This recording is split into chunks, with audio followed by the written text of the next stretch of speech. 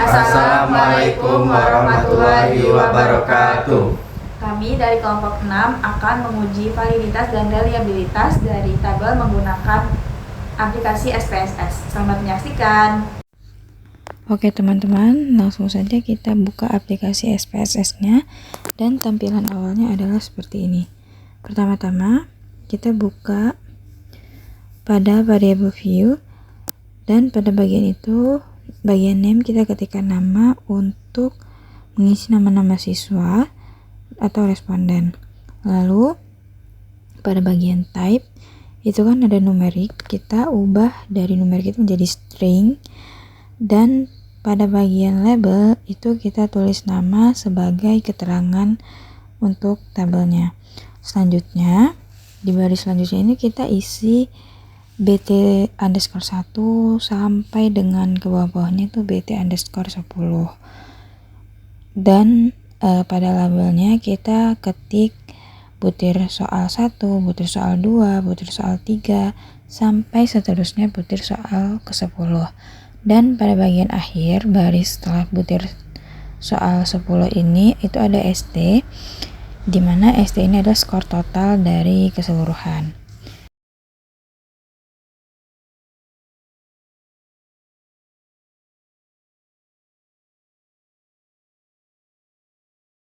Selanjutnya kita bisa klik data view yang ada di sebelah variable view. Nah, dapat kita lihat ada di bagian atas itu nama BT1 sampai dengan BT10 dan juga ada skor total. Nah, bisa kita mulai isiin nama-nama responden dan juga skor-skornya sesuai dengan tabel yang sudah ada ya. Ini lagi masukin nama. Nanti di BT1 sampai BT10 hingga skor total atau ST ini adalah data-data yang ada pada tabel, kita masukkan ke dalam SPSS di sini.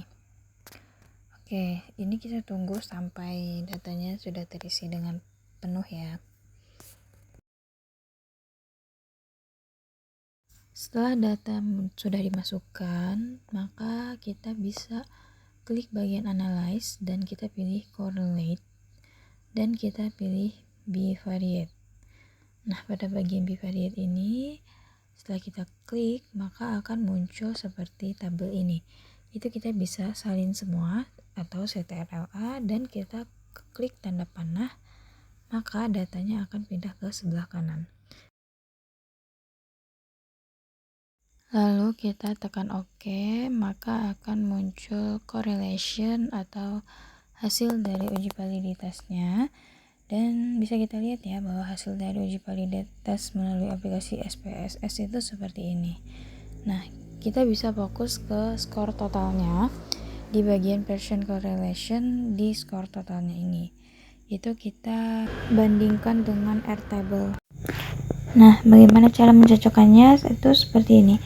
Kita perhatikan bagian version correlation ini, itu tuh kan responden kita di data ini ada 8 orang, maka kita tuh pilih signifikan 5% nya itu adalah 0,707 kan.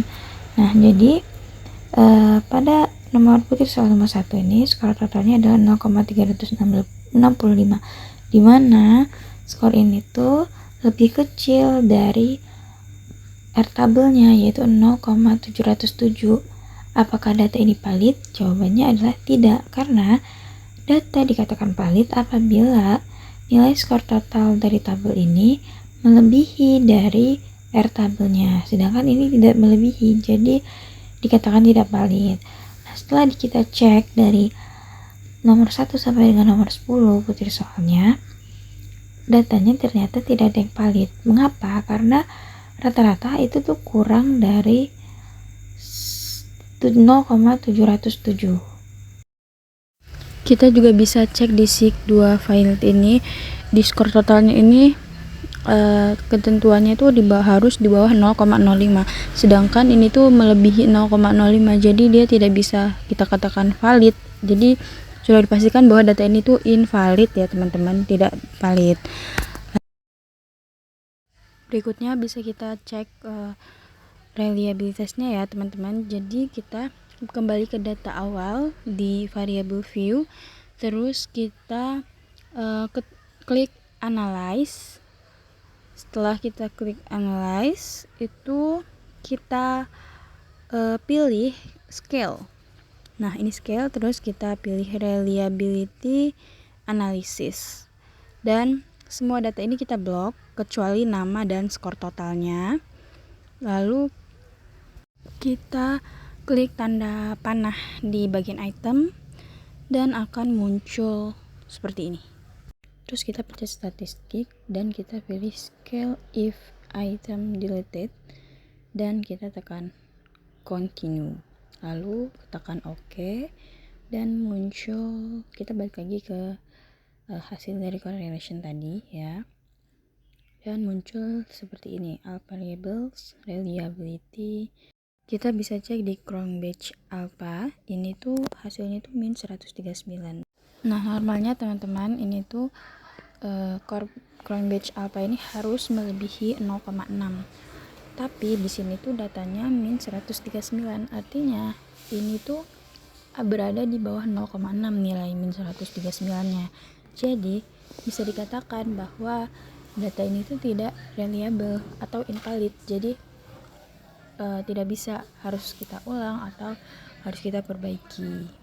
Baik teman-teman, dapat kita simpulkan ya bahwa hasil dari uji validitas dan reliabilitas pada data tersebut adalah tidak valid dan tidak reliable. Itulah tadi penjelasan menggunakan uji validitas dan reliabilitas menggunakan aplikasi SPSS. Terima kasih. Wassalamualaikum warahmatullahi wabarakatuh.